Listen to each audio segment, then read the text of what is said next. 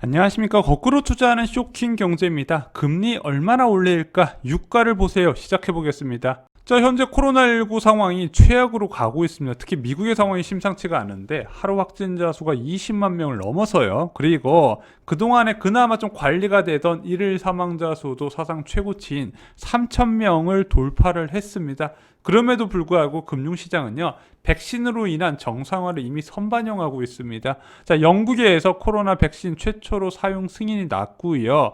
미국에서도 12월 11일부터 백신 접종이 시작되면은 앞으로 이런 상황은 금방 종식이 될 것이다. 그 기대감이 지금 잔뜩 반영이 돼 있습니다. 계속해서 좋은 백신 개발 소식이 들리고 있고요.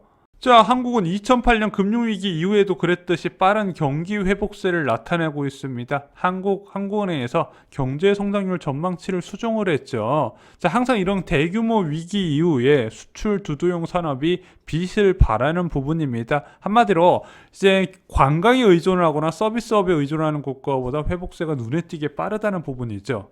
자, 한국은행에서 수출 회복에 따른 성장률 전망치를 바꿨을 정도입니다. 수출 회복과 설비 투자 증가에 따라서 내년엔 3% 내외의 수준의 성장률세가 나올 것 같다. 자, 얼마나 늘어나 봤더니 전년 동기 대비 4% 증가했대요. 특히 무선통신기기와 반도체, 승용차 등 대한민국 주력 산업이 크게 호조를 보이고 있고, 특히 반도체 상승세는 정말 눈부실 정도죠. 이 반도체의 전망이 급격하게 좋아지면서 외환 시장까지 영향을 받는 분위기입니다. 자, 외환 시장, 그 나라의 화폐 가치를 결정하는 요소 중 하나가 주력 수출 품목의 아무래도 전망도 많이 반영이 되고 있거든요. 자, 대한민국 수출이 얼마나 좋냐? 지금 배가 없다고 난리가 날 정도입니다. 자, 글로벌 자금은요, 코로나19 상황 이후를 생각해서 신흥국 증시나 자원으로 빠르게 이동을 하고 있습니다. 자, 바이든 당선도 한몫을 했는데, 바이든 당선하게 되면 대규모의 부양 정책이 쏟아져 나올 것이고, 그러면 안 그래도 유동성 넘치는 상황에서 더 많은 유동성이 쏟아지면서 전 세계 자산 시장을 끌어올린다는 부분이죠. 자, 그러다 보니까 오늘 외환 시장이 1,100원대가 깨졌어요. 당구에서 미세나마 조정을 하고 있는데도 매도세가 워낙 달러 매도세가 강하다 보니까 환율이 한쪽 방향으로 급격하게 쏠리고 있는 겁니다. 수출 실적 호조에 따른 달러 유입과 더불어서 외국인의 주식 매수를 위한 환전까지 증가했다는 부분이죠. 자, 자원 가격도 지난번 영상에서 언급드렸다시피 크게 올라가고 있는데 이게 끝이 아니라 내년에 더 오를 거란 이야기가 나와요. 자, 이런 식으로 수급 불균형이 한번 나오면은 자, 광산 개발해 가지고 채굴까지 걸리는 시간이 꽤 걸리다 보니까 그 전까지 가격이 오를 거다 이런 얘기가 나오고 있습니다. 일반적으로 구리 가격은요, 중국 인프라 투자에 큰 영향을 받는데 중국에서 계속 인프라 투자를 늘려 나가고 있고 각국에서도 진행을 하다 보니까 아무래도 구리 가격 상승세는 지속이 될 것 같습니다. 철강석도 7년 만에 가격이 최고치를 찍었대요. 자, 그런데 국내 주력 수출 산업 중에서 여전히 침체인 산업이 있습니다. 바로 정유업이에요. 자, 11월 수출입 동향 보면 역시 석유 제품이 마이너스 24%를 기록했고요. 10월 수출입 동향에서도 마이너스 42%를 기록했습니다. 3분기 실적에선 반짝 흑자를 냈는데 이게 얘네들이 영업 활동을 잘해서라기보다는 재고 평가 이익으로 조금 이제 아무래도 회복되는 유가가 회복되는 조짐에서 그 전에 더 저렴할 때 쌓는 것이 평가 이익을 받으면서 아무래도 회계상 반영이 됐던 부분이고요. 지금 굉장히 힘든 시기를 보내고 있는 게 정유업체입니다.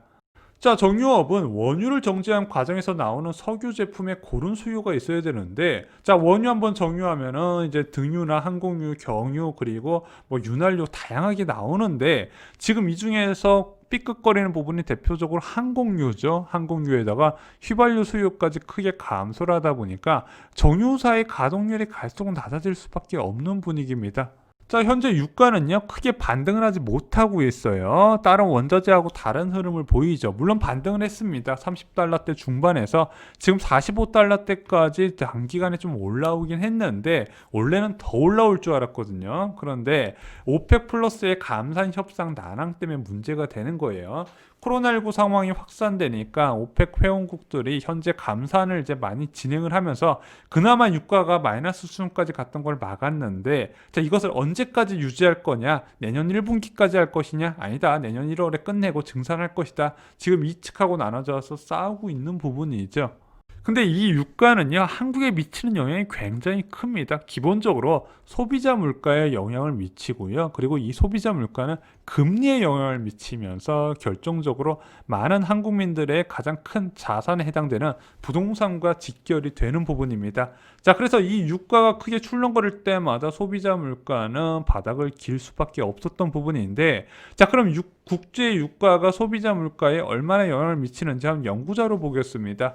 자, 국제 유가는 10% 상승하는 충격은요, 소비자 물가 변동에 0.1%포인트 정도 영향을 준다고 합니다. 물론 전체 수요 공급의 측면에 비해서 볼 때는 그렇게 많지는 않은데, 이게 유가가 한번 변동세가 일어나면 그게 급격하게 변하는 특성이 있거든요. 그래서 2015년과 2016년 기간 중 국제 유가는 각각 50% 그리고 20% 내외가 하락했는데, 그 당시에 현재 소비자 물가 상승률이 1%포인트 낮추는 요인을 했대요. 자, 소비자 물가 상승률 유가만으로 1%포인트 낮아졌다는 건 굉장히 크게 반영된 요소거든요. 그래서 유가가 100달러대 고유가 시대에서 50달러 이하로 내려온 것이 현재의 저금리를 만드는 주요 원인 중 하나다, 이렇게 보고 있습니다. 그래서 2014년부터 크게 낮아진 유가가 결국에 이런 저물가 그리고 저금리의 장기화를 불렀다는 부분이죠. 자, 저유가에 들어가면서 대한민국 조선, 건설, 철강주까지 모두 침체가 됐습니다. 그래서 유가 회복 없이 대한민국 경제 회복 없다, 이런 이야기도 있었죠. 그런데 최근에 각국의 친환경 정책을 보면요, 이미 석유 시대, 화석 연료 시대는 끝난 것처럼 보입니다. 자, EU나 미국이나 중국이나 모두 다 친환경 정책을 이제 앞세우면서 전기차 수요가 크게 늘어날 거다, 이런 전망이 나와요. 이미 세계 1위부터 3위 자동차 시장이 탈석유를 선언하거나 석유를 선언할 가능성이 커지고 있는 부분인데, 자, 그럼 유가가 이제 똥값 되는 시대가 올 것이냐, 단기적인 전망은 좀 다르게 나오고 있습니다. 오늘은 이 부분을 소개해드리고 싶었던 거예요. 자, 2014년 이후에 저유가 시대의 근본적인 원인은요, 미국의 세일오일 생산량 증가에 따른 공급 과잉 부분이에요. 전 세계적으로 원유를 가장 많이 수입했던 국가 중 하나였던 미국에서 원유 생산량이 2배나 나면서 오히려 수출을 크게 증가시켰던 부분이거든요. 그것에 따른 공급 과잉이 전 세계 원유 시장을 억눌러 왔던 부분이죠. 하지만 바이든 당선인이 이 세일 오일 규제를 강화할 것이란 전망이 커지고 있는 부분입니다. 자, 한 언론 보도 보겠습니다. 골드만삭스는요, 바이든 후보가 기후변화 대응 2조 달러의 지출에 2035년까지 전력 생산에서 탄소가스 배출을 없애겠다는 공약을 근거로 들었는데, 이 같은 공약을 이루기 위해서는 세일 오일로 대표되는 석유 산업에 대한 다양한 규제를 도입할 수밖에 없었고, 결국 세금이 늘 것이라는 게 골드만삭스의 분석이다. 그래서 골드만삭스는 2021년 수요가 개선되고 가스와 세일오일 공급이 빡빡해질 것으로 보고, 바이든 정부가 세일오일 생산 비용을 높이고 추가 규제를 적용하면서 유가 상승을 촉진할 것으로 봤다는 거죠. 시초가가 감소하면서 자연스럽게 세일오일 생산량 감소, 그것이 유가 상승으로 이어질 거라는 전망이 나오고 있는 겁니다. 자, 그래서 국내 전문가 분들도요, 내년부터는 완만한 상승 흐름이 나올 것으로 전망을 하고 있습니다. 자, 그런데 지금 내년까지는 세일 오일 생산량이 크게 문제가 될 것 같지는 않은데, 한 2022년부터는 세일 오일 시추에 대한 제한이 영향을 받으면서 본격적인 상승 국면에 나올 거다. 그래서 유가가 오를 틈만 보이면 계속 올라갔던 생산량이 이제부터 타격을 받을 거라는 부분이죠.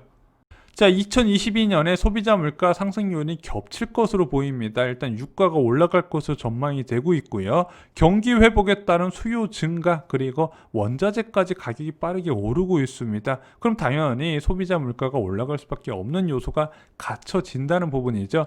가계부채 증가 요소와 더불어서 급격한 금리 인상의 원인이 될 수 있다는 부분, 이 부분 꼭 기억을 해주시고요. 유가 부분도 유심히 살펴보셔야 될 것 같습니다. 이상으로 쇼킹 경제 마칩니다. 좋아요, 구독, 공유 꼭 부탁드립니다. 감사합니다.